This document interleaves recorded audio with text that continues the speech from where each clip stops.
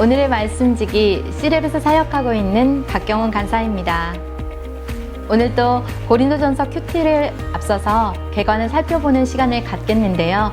더 풍성한 고린도전서 큐티를 준비하는 여러분 되시기를 바랍니다.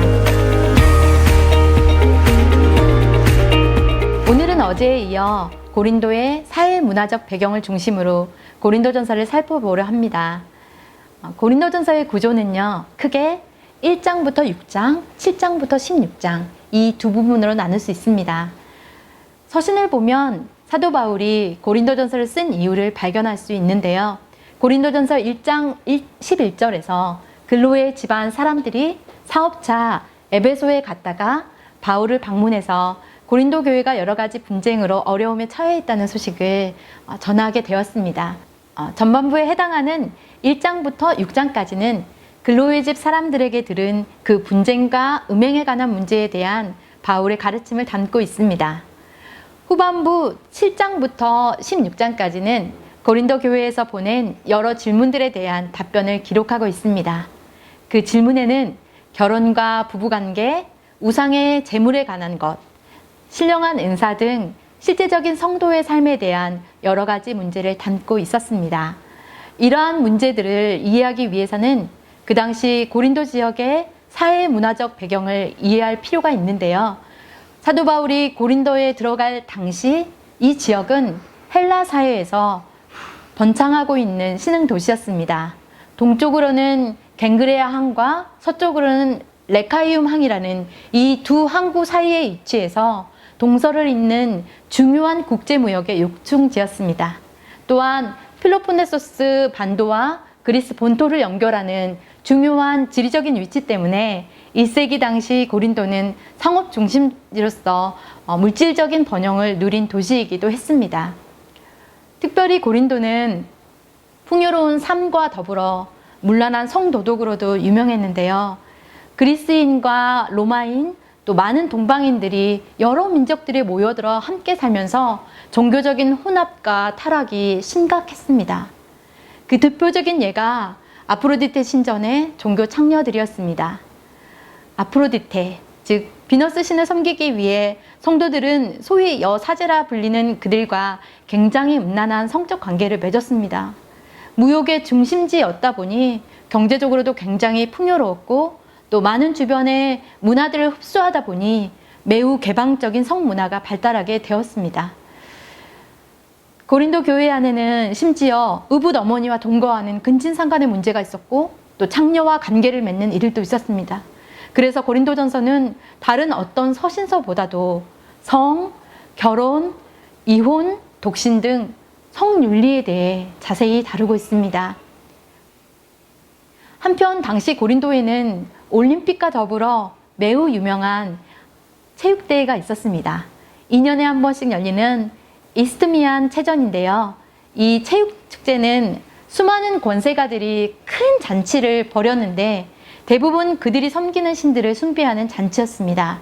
잔치 이후에는 잔치에서 사용한 그 고기들을 시장에 나오게 하고 또 일반 서민들은 시장에서 굉장히 싼 값에 그 고기를 제공받아 먹을 수 있었습니다.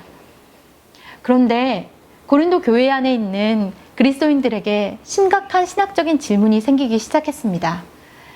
이 음식은 우상에게 바쳐진 음식인데 우리가 이것을 먹어도 될까? 이 음식을 먹는 것이 정당할까? 라는 질문이었습니다. 사도 바울은 이에 대해서 우상이 아무것도 아니니까 우상에게 바쳐진 음식 역시 아무것도 아니라고 말합니다. 그러나 더 중요한 원리를 이에 덧붙입니다. 그런즉 너희의 그 자유가 믿음이 약한 사람들에게 걸려 넘어지게 하는 것이 되지 않도록 너희가 조심하라고 말이죠. 무역의 발달과 그에 따른 기업 문화, 경제적인 부와 또 다양한 문화의 혼재 등 지금까지 살펴보았던 고린도 지역의 사회문화적 특징들은 성공주의와 경쟁적인 풍토를 만들게 되었고 타인을 배려하기보다는 자신의 만족과 성공만을 중요한 가치로 여기게 만들었습니다. 예를 들어 성만찬의 경우에도 먼저 온 부자들이 배를 채워서 일하느라 뒤늦게 온 가난한 자들을 만찬에 참여하지 못하게 했고 음식이 없어서 굶는 문제가 있었습니다. 교회 공동체 안에서조차 상처를 주고 배려를 해주지 않았던 것입니다. 이러한 문화는 고린도 성도들이 복음을 통해 얻은 영적 은사로 인해 분쟁과 교만을 낳게 했습니다. 또한 하나님께서 주신 은사를 공동체보다는 자신의 유익을 위해 사용하게 했고, 그래서 교회와 교인들을 분열시키는 성령의 은사에 대한 이 가르침은 고린도전서에서 가장 중심이 되는 주제입니다. 사도 바울은 서로를 유익하게 하려고 은사를 준 것임을 다시 한번 강조하며 더 큰 은사를 사모하라고 가르칩니다. 더 큰 은사, 그것이 바로 사랑입니다.